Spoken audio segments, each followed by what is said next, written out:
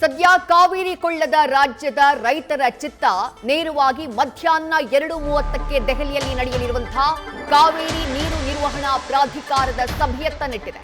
ಇದರ ಮಧ್ಯೆ ಮಂಡ್ಯದಲ್ಲಿ ರೈತರ ಹೋರಾಟ ತೀವ್ರತೆಯನ್ನ ಪಡ್ಕೊಂಡಿದೆ. ರೈತ ಹಿತರಕ್ಷಣಾ ಸಮಿತಿಯಿಂದ ಬೃಹತ್ ಪ್ರತಿಭಟನೆಯ ಆಯೋಜನೆಯಾಗಿದೆ. ಮಂಡ್ಯದ ವಿಶ್ವೇಶ್ವರಯ್ಯ ಪ್ರತಿಮೆಯ ಮುಂಭಾಗದಲ್ಲಿ ರೈತರು ಹೋರಾಟದ ಹಾದಿಯನ್ನ ಹಿಡಿದಿದ್ದಾರೆ. ರೈತರ ಹೋರಾಟಕ್ಕೆ ಕನ್ನಡಪರ ಸಂಘಟನೆಗಳು ಸಾಥ್ ಕೊಟ್ಟಿದ್ದಾವೆ.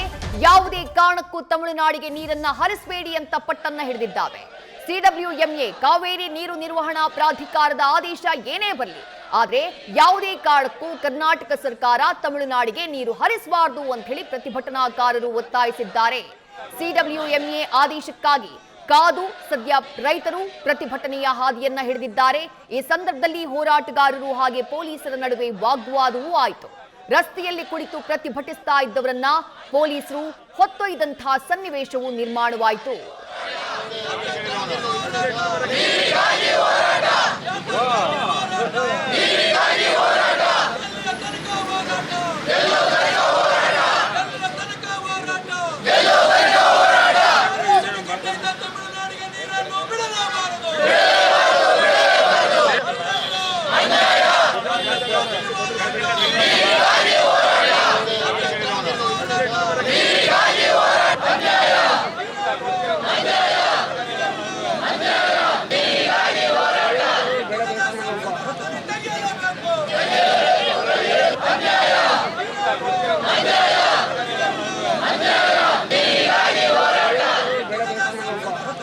ಪ್ರತಿಭಟನೆಯನ್ನು ಮಾಡ್ತಾ ಇರುವಂತದ್ದು ದೃಶ್ಯಗಳಲ್ಲಿ ನೋಡ್ತಾ ಇದ್ದೀವಿ.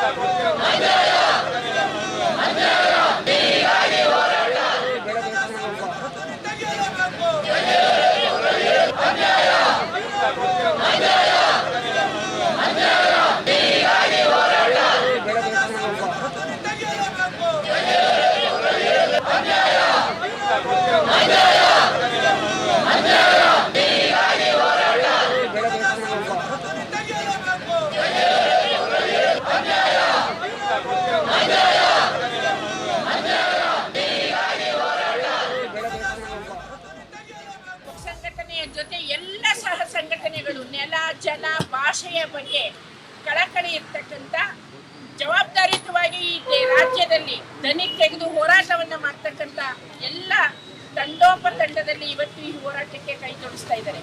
ನಮ್ಮದು 2 ಅಂಶದ ಗಂಭೀರವಾದ ವಿಚಾರ ಇವತ್ತಿದೆ.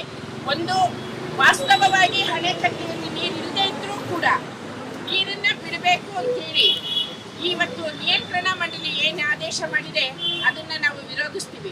ಕಳೆದ ಸಭೆಯಲ್ಲಿ ನೀರು ಬಿಡಲು ಸಾಧ್ಯ ಇಲ್ಲ ಅನ್ನೋ ತೀರ್ಮಾನ ಆಗಿತ್ತು. ಮತ್ತೆ ನಡೆದಂತ ಸಭೆಯಲ್ಲಿ ನೀರನ್ನ ಬಿಡಬೇಕು, ಅದು 4 TMC ನೀರು ಅಂತ ಹೇಳ್ತಾರೆ. ನೀರು ಇರ್ತಕ್ಕಂಥದ್ದೆಷ್ಟು, ಬಿಡಬೇಕಾದದ್ದೆಷ್ಟು, ಉಳಿಯೋ ನೀರೆಷ್ಟು, ನಮಗೆ ಕುಡಿಲಿಕ್ಕೆ ನೀರಿಗೆ. ನ್ಯೂಸ್ ಫಸ್ಟ್ ನಿರ್ಭೀತಿಯಿಂದ ನಿಮ್ಮ ಪರವಾಗಿ.